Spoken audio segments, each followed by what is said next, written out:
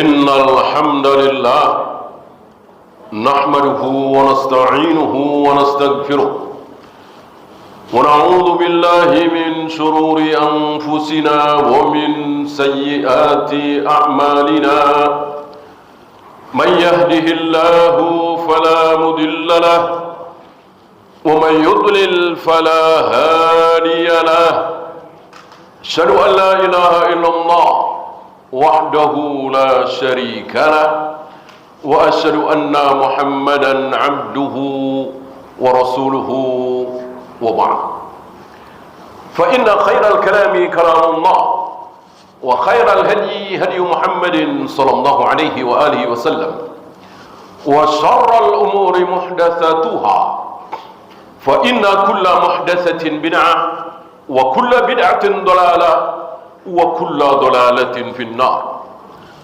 Jamaah azzakumullah, salah satu ciri khas iblis adalah membalikkan fakta, dijungkir balikkan.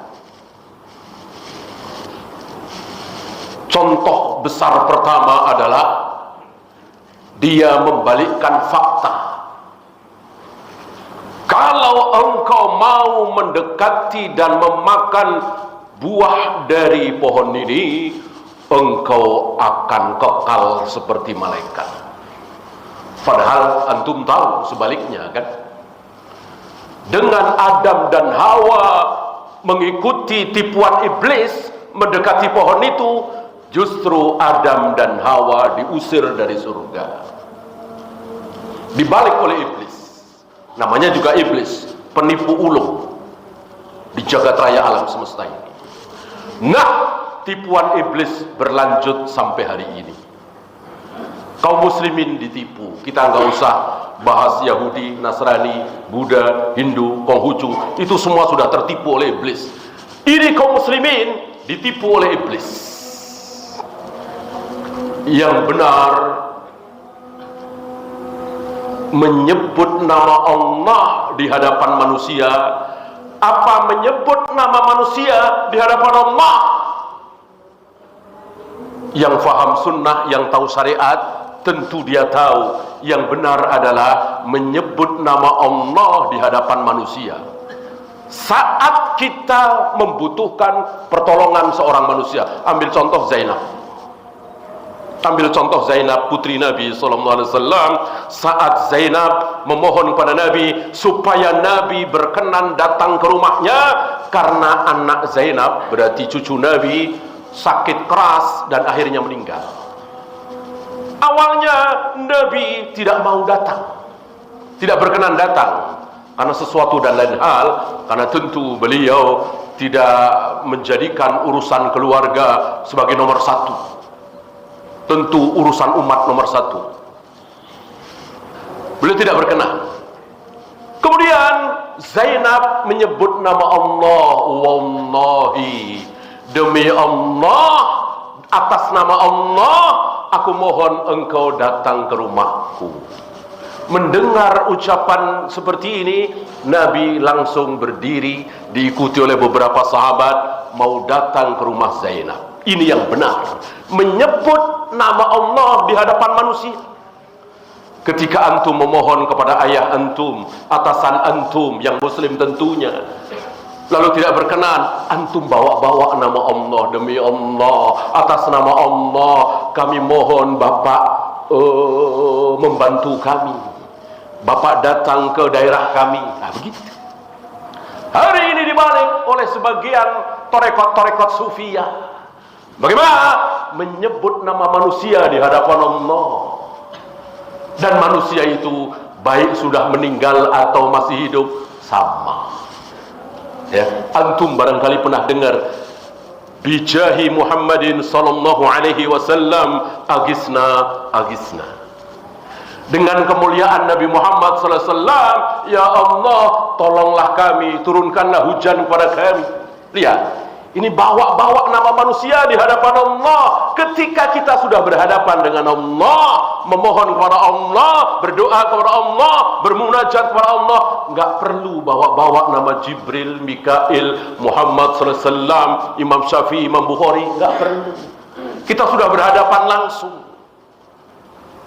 Kecuali orang itu masih hidup dan kita minta doa, kita tidak berhadapan dengan Allah, kita berhadapan orang tersebut.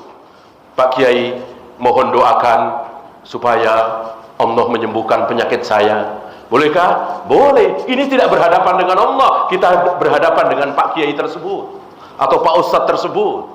Ketika kita minta langsung kepada Allah, ya Allah, di sepertiga malam, saat kita menunggu qomat, saat kita berbuka puasa, saat kita sedang safar, saat kita sedang sujud, ini saat-saat di mana Allah mendengar doa kita. Perlukah kita menyebut nama Jibril, Mikail, Muhammad sallallahu alaihi wasallam, Ibrahim, Imam Syafi'i, Imam Bukhari? Tidak perlu. Tidak perlu. Kenapa? Di hadapan Allah tidak ada yang besar. Di hadapan kita, Jibril besar, Mikail besar, Muhammad sallallahu alaihi wasallam, para nabi, para rasul, Imam Syafi'i besar. Di hadapan kita, bagi kita, bagi Allah semuanya kecil. Termasuk Muhammad sallallahu alaihi wasallam, Jibril, Mikail, di hadapan Allah kecil. Ngapain menyebut-nyebut nama yang kecil di hadapan Allah? Allah Maha Besar, Allah penerima doa. Tidak usah bawa-bawa seperti ini terbalik. Ini sangat terbalik dan Allah tidak suka. Dan Allah murka. Emang aku bakhil? Emang aku gak tahu siapa engkau? Engkau mesti bawa-bawa nama itu. Sama ketika engkau sebagai dirut sebuah perusahaan besar, ada teman antum datang kepada antum minta kerjaan misalnya, perlukah antum teman antum bawa-bawa nama manajer atau direktur keuangan dan seterusnya? Ya tentu kan cukup, sudah datang langsung pada antum sebagai dirut. Hari ini iblis betul-betul menipu kita. Apa yang diajarkan oleh Nabi alaihi salatu wassalam ketika mau safar? Adakah yang dilakukan oleh beliau? Tidak ada. Tidak ada. Yang ada adalah sepulang dari safar. Sepulang dari safar, umroh misalnya, haji misalnya, atau pergi kemana misalnya, sepulang dari safar, beliau mengundang sanak saudara, tetangga untuk makan-makan. Ini sunnah. Nah, hari ini dibalik oleh iblis. Iblis menipu kaum muslimin. Apa? Makan-makan walimatus safar sebelum safar. Ini jelas terbalik. Secara sunnah, sepulang dari safar, bersyukur sudah pulang dengan selamat. Nah, dengan ro'yunya, dengan logikanya, kan mau haji, mau umroh, mau safar, bisa kembali lagi, bisa tidak. Maka kalau tidak kembali lagi, ini kesempatan terakhir, makan-makan, minta maaf dan seterusnya. Apa ini? Ro'yu, akal, logika. Sementara ini dalil. Rasul dan para sahabat ada dalil. Beliau mengadakan walimatus safar, makan-makan dan seterusnya sepulang safar, bukan ketika mau berangkat. Ini pun dibalik oleh iblis. Iblis membalikkan ini. Antum tahu yang harus membaiat, janji setia, disumpah untuk taat siapa? Pemimpin apa rakyat? Al-jawab rakyat.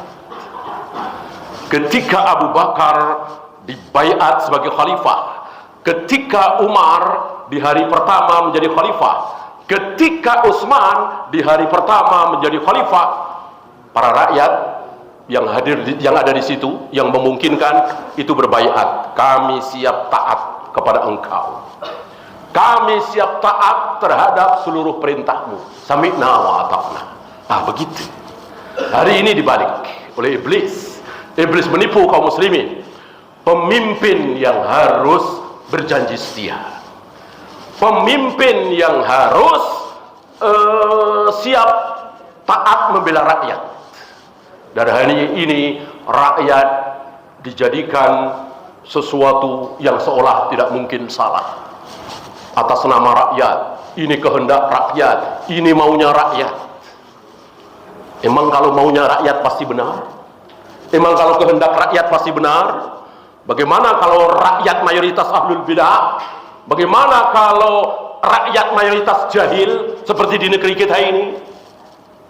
Kita dibohongi di sini oleh iblis lewat seseorang yang bernama Plato, yang mengajarkan kepada kita kalau itu suara rakyat berarti suara Tuhan.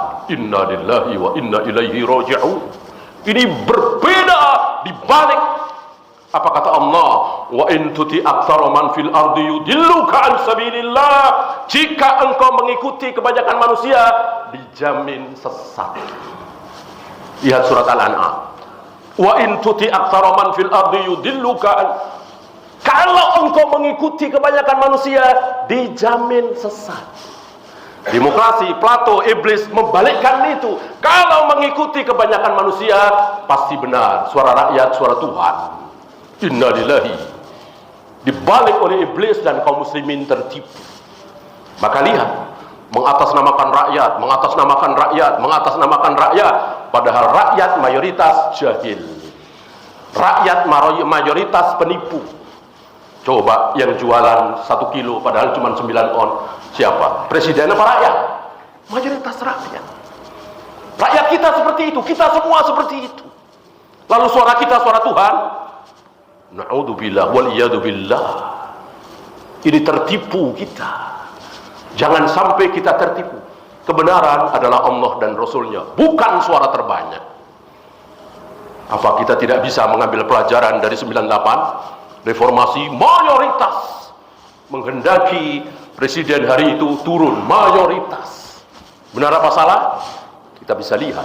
Habis itu baik apa buruk? Antum bisa jawab. Tidak mentang-mentang kemauan mayoritas itu menjadi baik. Berapa banyak penguasa yang diktator maunya sendiri, tapi hasilnya luar biasa. Hasilnya luar biasa. Antum lihat Saudi bagaimana? Nggak ada demokrasi, nggak ada maunya rakyat. Semuanya terserah raja. Hasilnya sekolahan gratis, malah dibayar. Jangankan warga Saudi, warga Indonesia, Malaysia, Afrika yang sekolah di Saudi dibayar, asal formal ya. Rumah sakit gratis. Nggak ada warganya jadi supir, jadi pembantu, jadi OB, nggak ada. Semuanya makmur, semuanya bos. Ketika apa? Ketika penguasanya tidak mengikuti kemauan rakyat. Mau beliau sendiri, suka-suka beliau sendiri. Nah, pemimpin memang harus seperti itu. Jangan mengikuti kebanyakan manusia. Antum masih ingat bagaimana tahun 99 2000 ada seorang pemimpin yang gimana maunya rakyat. Maunya rakyat ayo, maunya rakyat ayo. Akhirnya satu provinsi hilang. Gara-gara mengikuti kebanyakan manusia. Saudara Rasulullah, kita semakin yakin dengan firman Allah bahwa ketika kita mengikuti kebanyakan manusia di muka bumi dijamin sesat. Yudilluka an sabilillah. Aqulu qawli hadza astaghfirullah li wa lakum.